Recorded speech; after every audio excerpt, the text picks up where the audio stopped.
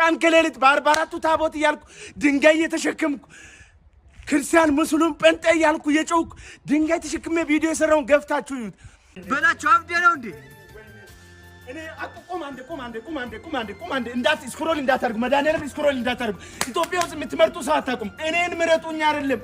እኔ ቲክቶክ አዋርድ አልፈልግም። አትቁም። ወዴት ነው ካሜራውን ይዘህ የምትሄደው? ቁም ይዘው እንዴ ቁም። በቃ እኔ ልንገራቸው እንዴ ኢትዮጵያ ውስጥ እናንተ የምትመርጡ ሰዎች አታውቁም። እኔን ምረጡኝ ሳይሆን እኔ ቲክቶክ ከጀመርኩ ለሙስ 10 ዓመት ይሆነኛል። በቃ 10 ዓመት። እኔ እንጃ ቲክቶክ ከመጣ ስንት ዓመቱ እንደሆነ።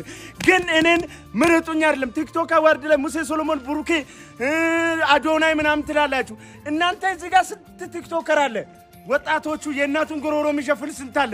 እኔን ምረጡኝ አይደለም። እኔ የምለው ምንድነው ከስር ሜንሽን ያደረኩት የማርሻል አካውንት ፎሎ ለምን አታረጉም ነው?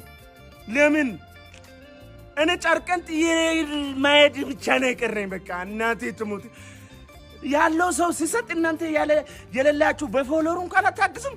80,000 ሰው ፎሎወር ማድረግ ከፍተን እኔ ቲክቶክ አዋርድ ላይ አታስገቡኝ። ግን ከስር ሜንሽን ያደረኩትን የማርሻል አካውንት ፎሎ አድርጋችሁ 500,000 አስገቡ።